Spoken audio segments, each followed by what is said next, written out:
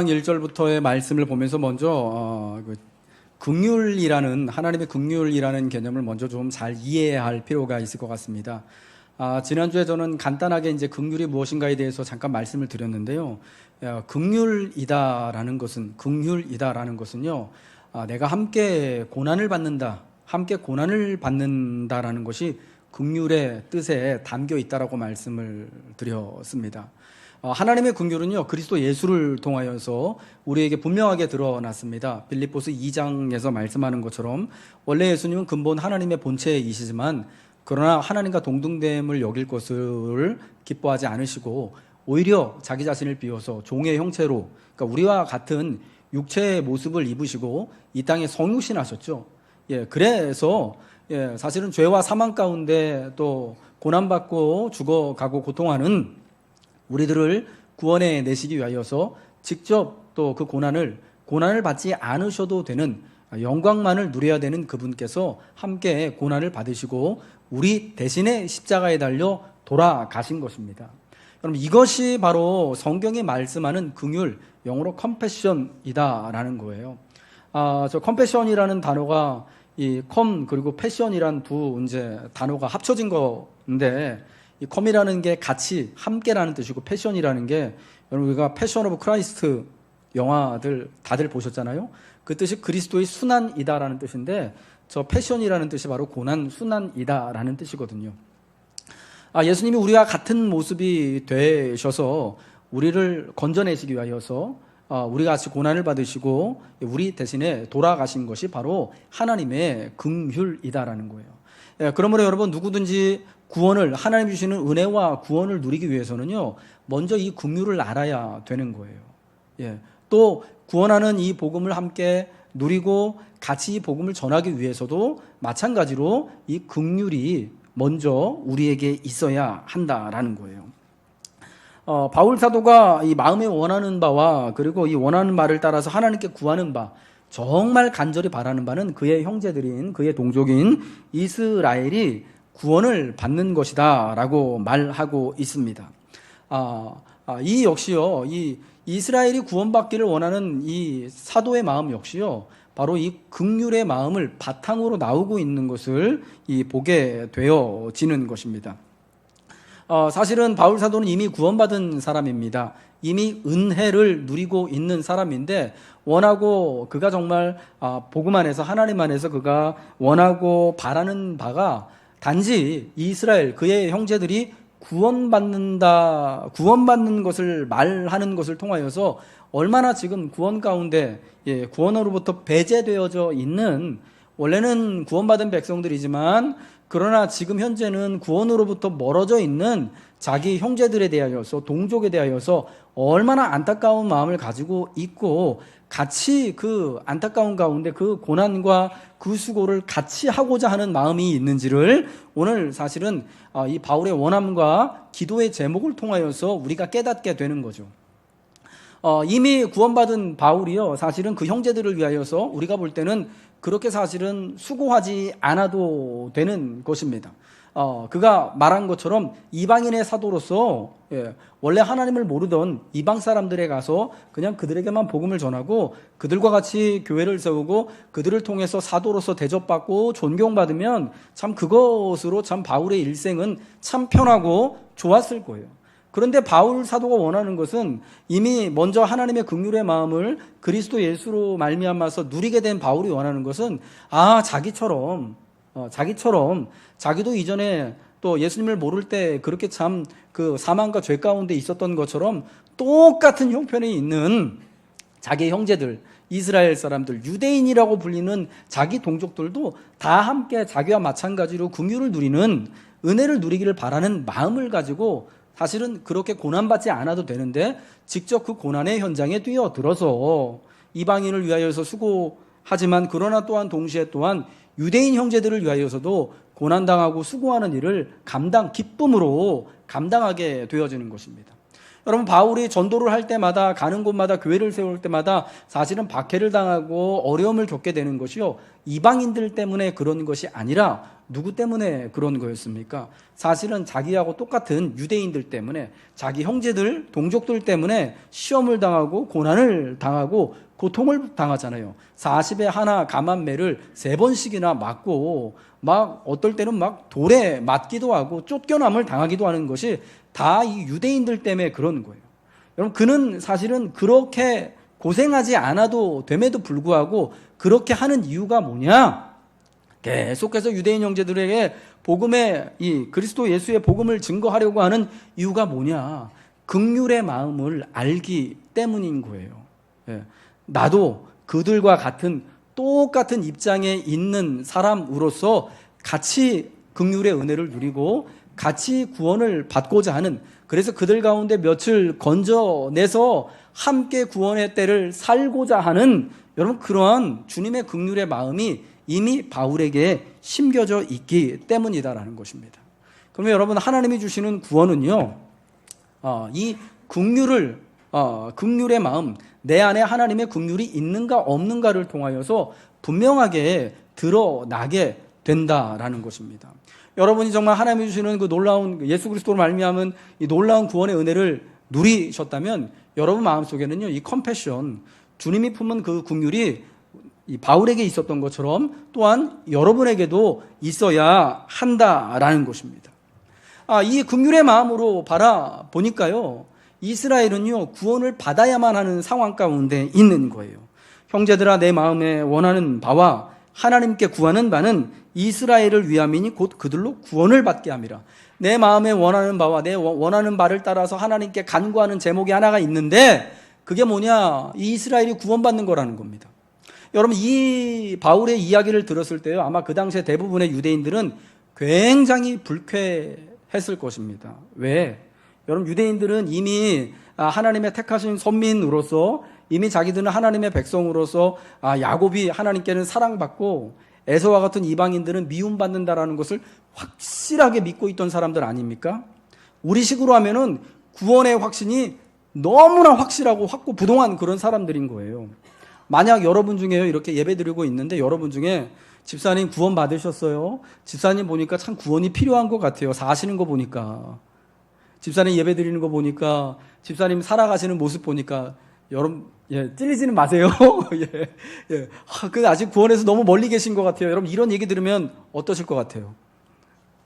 되게 불쾌하실 거예요. 기분 되게 나쁠 거예요. 내가 세례받은 지 10년도 훨씬 넘었고, 내가 진짜 막 구원의 확신 믿습니다 하면서 내가 그렇게 막 마음으로도 고백하고 로마서 10장에 나오는 것처럼 입으로도 마음으로 믿고 의에 이르고 입으로 시인하여 구원에 이르렀는데, 구원에서 멀리 떨어져 있다고 하면 여러분 얼마나 기분 나쁘고 불쾌하겠습니까? 당시 유대인들이 바울의 이 이야기를 듣고 여러분 그렇게 불쾌했을 거라는 거예요. 우리는 이미 하나님이 택하신 족속이고, 하나님이 우리를 자기의 왕같은 제사장으로 삼아주시고 거룩한 백성 삼아주신 유대인들, 구별된 사람들인데, 아니 우리가 구원이 필요하다니 이게 무슨 망발이냐 했을 거예요. 그런데 하나님의 긍휼하심을 따라서 새로운 눈을 뜬 긍휼을 맛본 바울이 보니까 사실은 그 형제들이요, 정말 벌거벗은 상황인 거예요. 하나님 앞에. 정말 구원이 필요한 상황 가운데 있게 되는 거예요.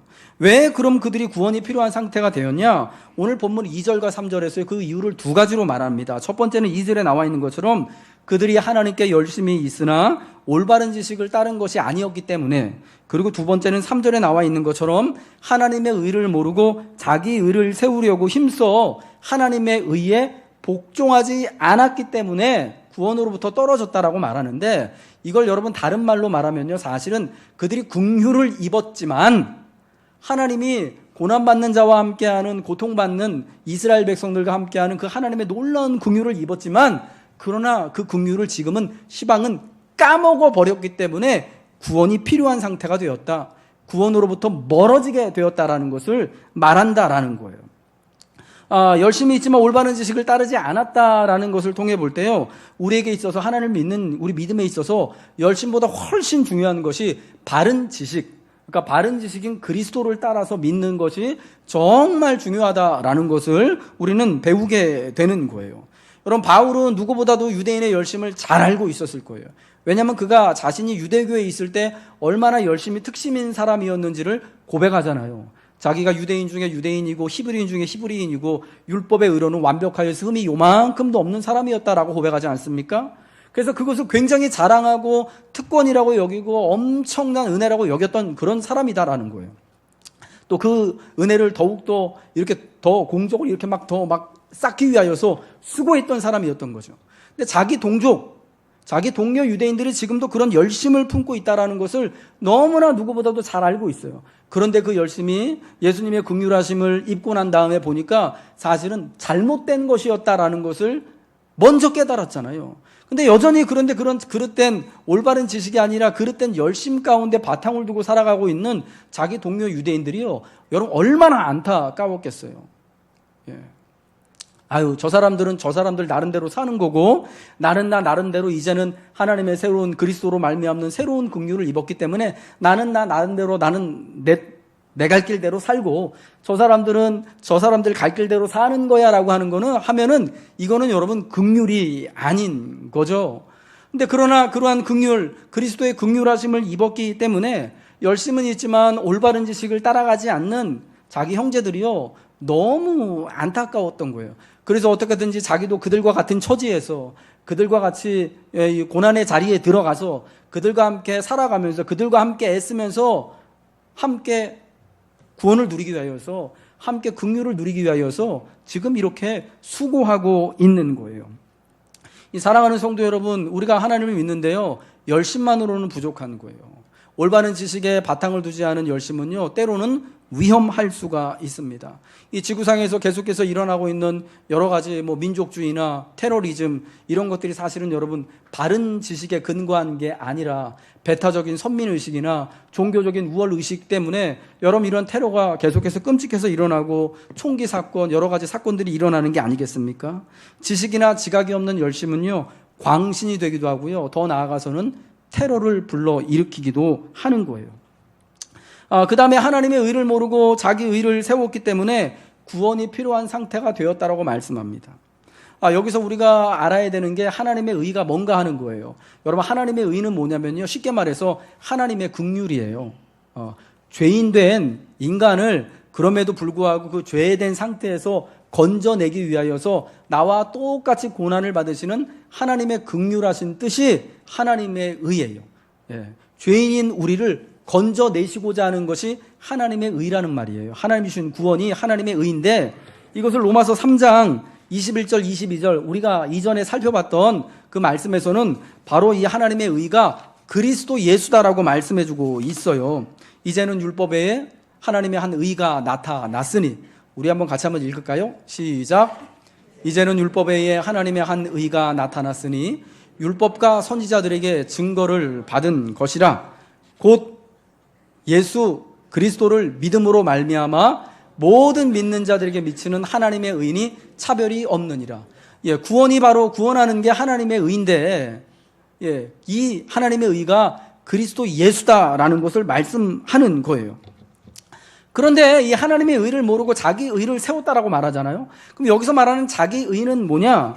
이렇게 그리스도 예수를 통하여서 하나님의 긍휼하신 죄인된 우리들을 불러내셔서 함께 구원을 베풀고 함께 은혜 가운데 살고자 하시는 이 하나님의 뜻을 그 놀라운 은혜를 저버리고 오히려 하나님이 주신 이 놀라운 은혜를 그저 하나님 앞에 자기 공덕인 양, 자기 자랑인 양 이렇게 쌓고 이 자랑하는 것을 자기 의라고 말하는 거예요. 하나님, 그러니까 쉽게 말해서 이스라엘이 이 놀라운 이 하나님 주시는 이 긍휼의 구원에서 멀어진 이유가 뭐냐? 하나님의 긍휼하심으로 말미암아서 택함을 받은 하나님의 거룩한 백성이 되었습니다. 그런데 참 모세를 통하여서 하나님이 말씀해 주신 것처럼 하나님이요 애굽 땅 종살이하던 이 이스라엘 백성들을 택하신 이유가 여러분 그들이 하나님 앞에서 거룩하고 경건하기 때문도 아니었고 수가 많았기 때문도 아니었고 다른 민족보다 우월한 지식적으로 아니면 또 외모적으로 더 멋지고 잘생기고 더 유능하고 똑똑해서가 아니라고 말씀하잖아요. 오히려 더 수가 적고 오히려 그 가운데서 종살이하는 사실은 굉장히 비천한 신분에 죽은 자와 같은 신분에 있었던 그들을 택하신 것은 순전히 하나님의 긍휼이었다라고 말하는 거예요. 그럼 여러분, 하나님이 이 긍휼하심을 따라서 건져내신 이스라엘 백성들, 택하신 하나님의 백성들에게 하나님은 뭘 원하실까요? 너희도 긍휼한 마음을 가지고 살기를 하나님은 바라시겠죠. 예. 여러분, 바울이 그랬던 것처럼요. 하나님이 바울에게 긍휼하신 그 그리스도 예수의 은혜와 모습을 보이신 다음에 여러분, 바울이 어떻게 됩니까? 그 즉시로 예수가 그리스도임을 고백하고 증거하는 사람 되잖아요. 그 긍휼하신 은혜를 함께 나누는 사람이 되잖아요. 여러분, 이러한 모습을요, 이 긍휼을 먼저 받은 모든 하나님의 백성들, 모든 성도와 교회들에게 하나님은 요구하고 바라시는 거예요. 그걸 우리에게 책임으로 주시는 거예요. 예. 아브라함이라는 이스라엘 사람들의, 유대인들의 조상이 아브라함과 사라잖아요. 여러분, 그 두 조상의 이름이 아브라함은요, 뜻이 열국의 아비, 사라는 무슨 뜻입니까? 다 아시면서 또 겸손하셔가지고 말 안 하시죠. 열국의 어미라는 뜻이잖아요. 여러분, 그게 어떤 뜻이에요? 아브라함을 통하여서 유대인뿐만 아니라 세상의 모든 민족들이 다 나올 것이다. 사라를 통하여서 세상의 모든 민족들이 유대인뿐만 아니라 다 나올 것이다라는 걸 말하는 거예요. 그건 뭐냐면 이제 앞으로 아브라함과 사라를 통하여 낳게 될 자녀인 이삭과 그 후손들을 통하여서 세상의 모든 민족과 백성들을 다 하나님의 나라와 하나님의 자녀 삼으시겠다라는 뜻이 담겨져 있는 거예요.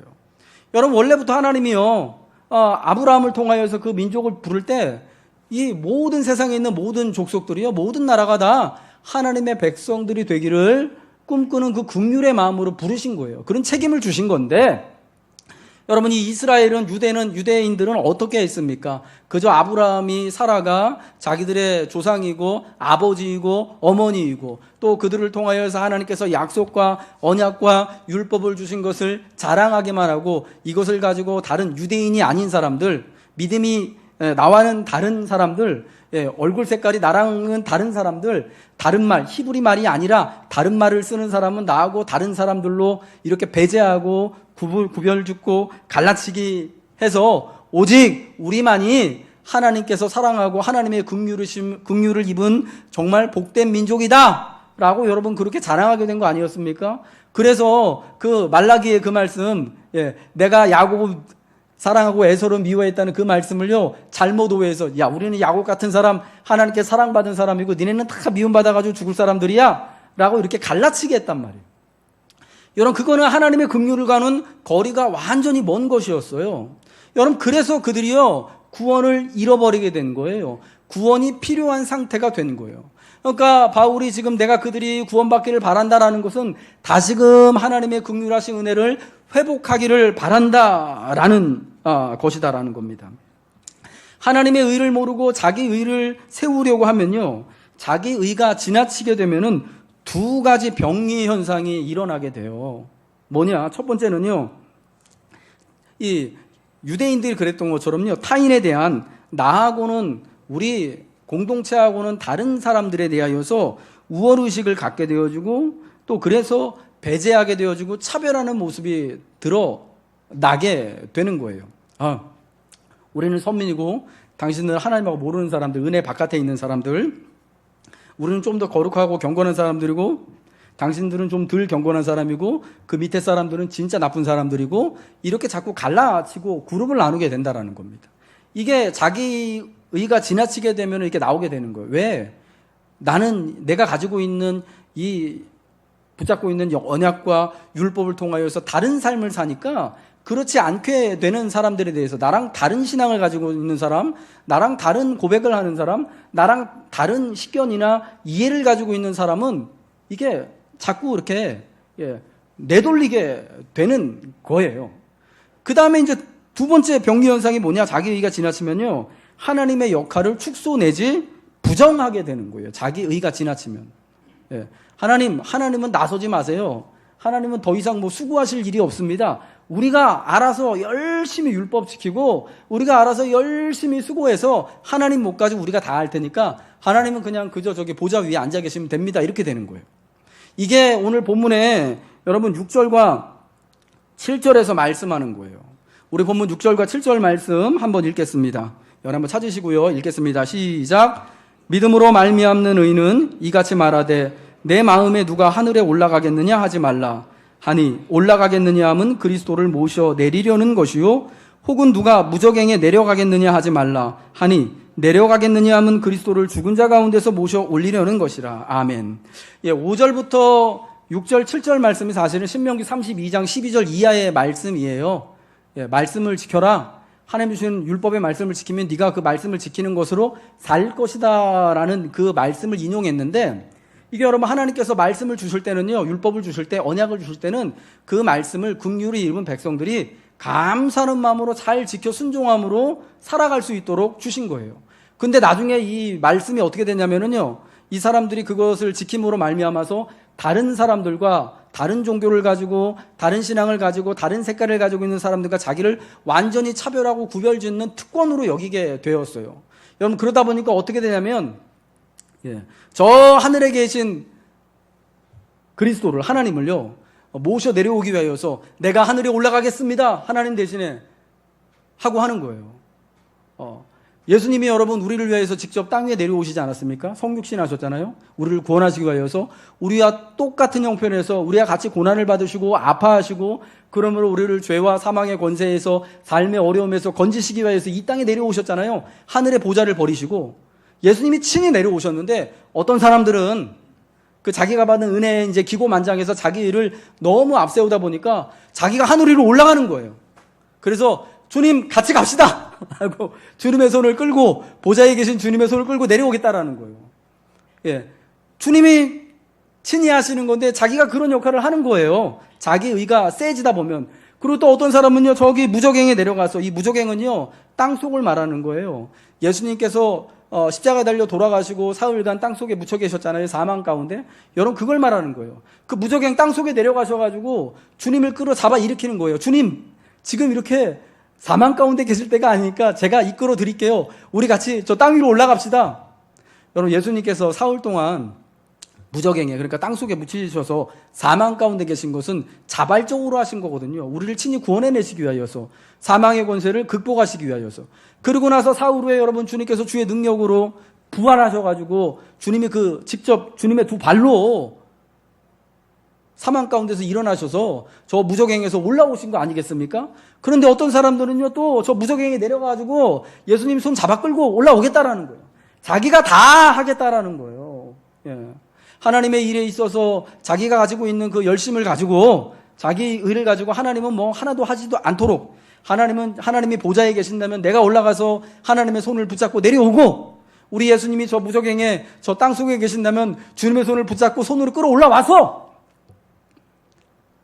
이렇게 또 살겠다라는 거죠. 근데 여러분 이게 사실은 하나님의 역할, 하나님이 해야 하시는, 하나님이 스스로 이 하늘에서 내려오시고, 하나님께서 우리 하나님이신 예수님께서 저 땅속에서 사흘 만에 부활하셔서 다시금 그 사망의 권세를 물리치시고 우리에게 부활의 생명을 주시는 이 역할을요 다 축소 내지는 아예 부정해 버리게 되는 거예요. 내가 알아서 할 테니까 하나님은 이제 좀 빠지시고 하나님 그냥 코치 역할이나 해주세요. 제가 플레이어고 하나님은 그냥 감독 역할만 잘하시면 됩니다. 여러분 자칫 잘못하면 이렇게 될 수가 있는데, 옛적의 유대인들이 여러분 그렇게 되어져 버리게 됐다라는 겁니다.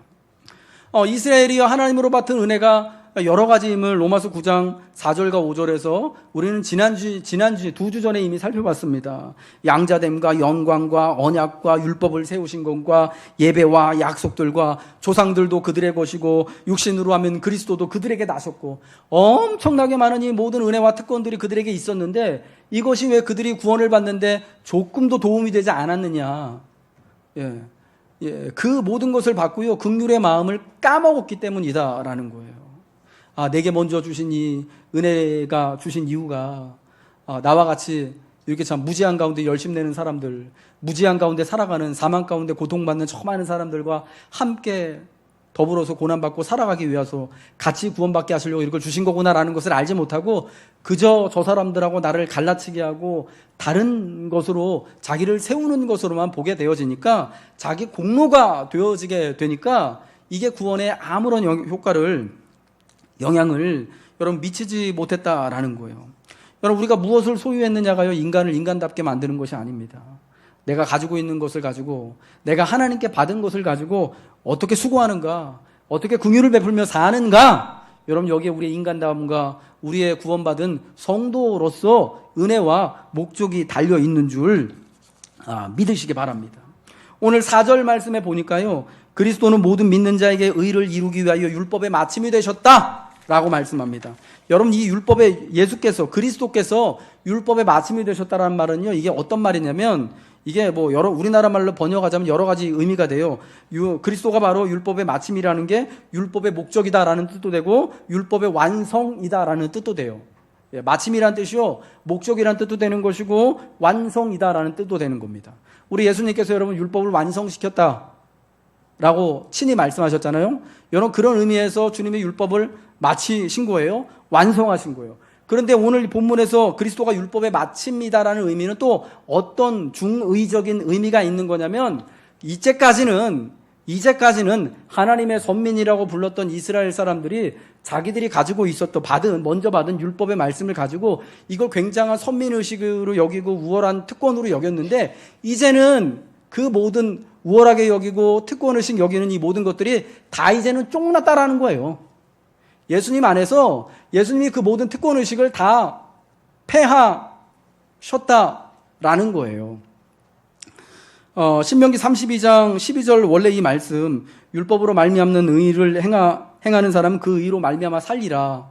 예, 그리고 말씀이 내게 가까워 내 입에 있으며 내 마음에 있다 하였다라는 이 말씀이요, 원래 어떤 의미냐면은, 너희가 신명기 그 말씀을 통하여 하나님이 하신 말씀 뭐냐면, 이 말씀을 순종하는 길을 통하여 너희가 사는 것이다라는 것을 의미하는데, 특별히 여러분 그렇게 말할 수 있잖아요. 백성들이 하나님 말씀 지키는 거 너무 힘들어요.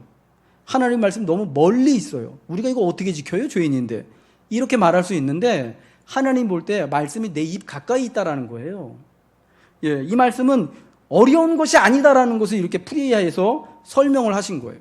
예, 말씀 순종하는 거 결탄코 멀리 있는 것도 아니고 어려운 것도 아니고 내 입에 가까이 있고 정말 누구나가 긍휼을 입은 사람이면 할 수 있다라는 거예요.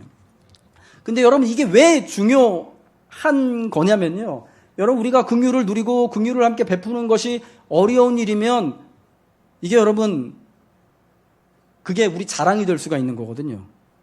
말씀 순종하는 게 되게 어려운 일이에요. 아무나 할 수 있는 일이 아니에요. 쉽게 설명해서요, 서울대 애들, 이제 우리 고3 아이들이요, 공부 수능 시험 잘 보고 나서 시험 봐서 서울대 들어가는 게 다 서울대 들어가지 않잖아요. 서울에 있는 그 서울대학교, 진짜 전국에서 내놓으라 하는 그 공부 잘하는 애들 중에서 지네 학교에서 전교 1, 2등 하는 애들만 들어가잖아요. 그 학교가 여러분 정말 자랑스럽잖아요. 가면은. 그래서 이렇게 막 현수막도 내걸고 하잖아요. 예? 학교 앞에다도 걸고 막 동네에다도 걸고 막 이렇게 막 잔치도 하고 옛날에 그랬잖아요. 여러분, 그렇게 하는 이유가 뭐예요? 그 학교 들어가는 게 아무나 가는 게 아니라서, 그냥 지하철 2호선 타면은 서울대 입구역에 내려가지고 가는 게 아니니까, 진짜 아무나 가는 게 아니고 정말 수재 중에 수재만 간다고 그렇게 생각하니까, 여러분 그런 거 아니겠습니까? 어렵기 때문에. 예, 아무나 갈 수 있는 것이 아니기 때문에. 여러분, 그래서 특권의식과 우월함을 가진 거 아니에요. 이제 그렇게 되는 거 아니겠습니까? 학보를 따라서. 하나님 말씀 지키는 것도요, 정말 힘든 일이 되어버리면요, 그게 우리 자랑이 그렇게 되는 거예요. 마치 서울대 가는 게 공부 잘하는 애들의 자랑과 특권이 되는 것처럼. 예. 그런데 하나님은요, 그런 특권을 애시당초 날려버리시는 거예요. 야, 말씀 순종하는 거 어려운 거 아니야. 네 입에 가까이 있는 거야. 얼마든지 긍휼을 입었다면은 누구든지 충분히 순종하며 살아갈 수 있는 거야. 라고 말씀하시는 거예요. 게다가 쐐기를 박으시는 게 그리스도 예수의 사건인 거예요. 그리스도는 모든 믿는 자에게 의를 이루기 위하여서 율법의 마침이 되신다. 이제는 의를 이루기 위하여서요, 우리가 수고하고 애쓸 필요가 아무것도 없어요. 율법을 가지고 지키기 때문에 그렇지 못하는 사람들에 대하여서 자랑거리를 삼고 배제거리를 삼고 특권으로 삼고 우월의식을 가질 이유가 아무것도 없다라는 거예요. 이젠 예수 안에서 우리의 자랑거리가 다 끝났다라는 거예요. 오직 예수 안에서 함께 긍휼하심을 입은 죄인으로서만 우리가 서로를 긍휼히 여기고, 아직 은혜 가운데 들지 못한 이들이 있다면 정말 똑같은 죄인의 심정으로 가서 내가 마치 구원받지 못한 것처럼 나도 여전히 저 사망 가운데 있는 것처럼 그와 같은 심정으로 그들을 위하여서 같이 수고하고 같이 복음을 전하고 그래서 함께 긍휼을 누릴 수 있도록 구원을 누릴 수 있도록 해야 한다라는 것입니다. 여러분 바울은 한순간도요 그가 복음을 전하면서 이방인에게건 유대인에게건 자기가 우월한 입장에 서서 야 내가 먼저 하나님의 말씀을 잘 아는 사람들로 당신들 이방인들 하나님 모르잖아? 봐봐 당신들 신앙보다 우리 신앙이 훨씬 우월한 거야. 자 받아들여. 좋은 거는 받아들여야지. 여러분 이런 입장에서 하지 않았다라는 거예요. 유대인 형제들에게 대하여서도요 야 나도 옛날에 너보다 더 열심히 유대교회에 있었는데 다 꽝이더라. 그러니까 내가 다 경험했으니까 내 말 들어이? 이러지 않았다라는 거예요. 그게 여러분 오늘 말씀에 그 뉘앙스가 묻어나는 거잖아요. 내 마음에 원하고 내가 하나님께 간절히 구하는 바가 당신들 구원받기를 원하는 거다. 마치 내가 아직 구원받지 못한 것처럼 내가 아직 하나님의 긍휼함을 누리지 못하고 정말 이 잘못된 그릇된 열심에 있는 저 형제들과 같은 입장에서 지금 그렇게 간구하는 거예요. 여러분 그러니까 하나님의 긍휼을 잊고 같이 하나님의 구원의 역사를 누리며 살아갈 수가 있게 되는 거예요. 여러분 아멘이시죠? 오늘 우리가요 우리 교회 이제 9월부터 10월 2달 동안에 예수 새가족 축제 할 거예요. 우리 가족들한테 그리고 이제 우리가 복음을 전해야 될 이웃들한테 또 오랜 동안 교회 나오지 않는 우리 원래 이제 우리 교우들에게 가서 다시금 전도를 하고 그들을 교회로 인도해내야 되는데 여러분 전도하면서 많은 분들이 그런 어려움을 토로하는 것 중에 하나가 뭐냐면 기독교 복음이 우리가 믿는 복음이 너무 배타적이라서 사람들이 싫어하는 것 같다라고들 합니다. 예수 믿으면 구원받습니다. 그럼 예수 믿지 않으면요 아무리 선하게 살고 진실되게 살고 착하게 살아도 법은 하나도 어기지 않고 살아도 다 그럼 지옥 가는 거예요? 여러분 여기서 사람들이 되게 많이 걸려 넘어지는 것 같아요. 여러분 전도할 때 여러분 그런 마음 많이 느끼시죠? 솔직하게. 그런데 사실 여러분 우리가 전하는 복음이 배타적이어서 오직 구원의 길이 예수밖에 없다라는 것 때문에 사람들이 복음을 받아들이지 못하는 게 아니라요 그 복음을 전하는 우리의 태도가 긍휼을 입지 않아서 사람들이 거부하는 경우가 굉장히 많다라는 거예요.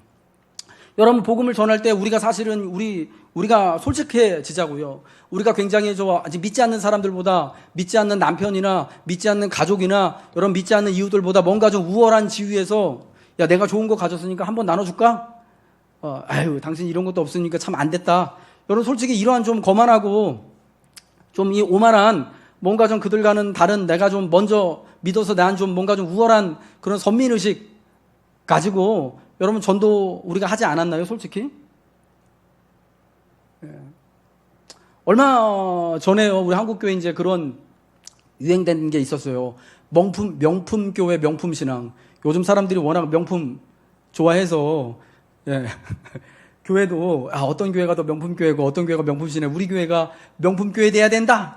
명품신앙 해야 된다. 그래가지고 막 설교도 나오고 막 CGN TV, C3 TV 이런데, 온누리 TV 이런데 막 나왔어요. 그래서 우리 그래, 진짜 명품신앙 가져야지. 우리 교회가 명품교회 돼야지. 이런 뜨거운 열심들 우리가 품고 그랬거든요. 근데 여러분 그게요, 뭐 이야기하는 거냐면요. 그 이면에는 뭐가 있는 거냐면 나는 너하고는 달라. 우리 교회는 니네 교회랑 달라. 우리 장로교는 니네 순복음하고 다르고 우리 교인들은 수준이 있어. 우린 제자 훈련도 잘 받고 우리 맨날 큐티에서 니네하고는 질적으로 달라. 여러분 이러한 우월의식 사실은 열패감이 사실은 거기 있는 거예요. 그거를 사실은 건드린 거죠. 여러분 이러한 마음을 가지고 사실은 전도하면요 이런 마음을 가지고 나아가면은요 사람들이 금세 아는 거예요. 예수만 믿고 천국 가냐? 라고는 사실은 이렇게 얘기하지만은 사실은 그들과 같은 처지에 있어주지 않는 우리의 이런 태도, 우월한 태도 때문에 복음의 문이 닫히는 경우가 여러분 굉장히 많다라는 거예요. 내가 마치 아직 구원받지 못한 저 사람들과 똑같은 이 죄인의 심정으로 사실은 죄인이죠 솔직히 같이 구원이 필요한 자의 심정으로 저 사람의 구원을 받은 것이 이 사람이 구원받아야만 나도 구원받는다라는 여러분 그런 마음을 가지고 가서 복음을 나누고 이야기할 때 이런 구원의 역사가 일어나는 거예요. 예. 나는 이미 구원받았으니까 너에게 내가 한다 이런 게 아니라 이 사람이 구원받지 못하면 나의 구원에도 문제가 생긴다라는 심정을 가지고 그 안타까운 마음을 가지고 함께 원하고 그 원함을 따라 간구하면서 수고하며 전하는 것이 우리의 이 기독교의 복음 증거, 여러분 구원이 되어져야 하는 거예요. 긍휼의 마음을 가지고 이 일을 해야 하는 거예요. 여러분 그 일에 대한 가장 분명한 이제 성경의 예가 바벨론 포로기 시대를 살아갔던 다니엘이라는 사람의 이야기를 통하여서 우리는 분명히 알 수가 있는 것입니다. 다니엘 2장인가요? 어느 날 그 바벨론 제국의 가장 힘이 센 권력자였던 느부갓네살 왕이 꿈을 꾸잖아요. 엄청나게 그 두려운 꿈을 꾸고 나서 이 바벨론의 모든 박사와 술객들, 지혜자들을 다 부릅니다. 다니엘이 그 술객과 박사 중에 한 사람이잖아요. 다니엘과 그 친구들이 자기가 어떤 꿈을 꿨는데 이 꿈의 내용을 말하고 해석해 내라라고 합니다. 그러니까 여러분 그 박사와 그 지혜자들이 왕 앞에 뭐라고 얘기합니까? 어떤 꿈도 우리가 내용을 모르고는 해석할 수 없으니까 꿈의 내용을 말해달라고 합니다. 그러니까 이 왕이요 되게 진짜 포악해요. 너희가 지금 나한테 이 핑계 삼아가지고 살궁리하는 것 같은데 나를 되게 이렇게 막 낮게 보는 것 같은데 꿈의 내용도 말하고 해석 안 하면 니네 다 죽여버리겠다고 그럽니다.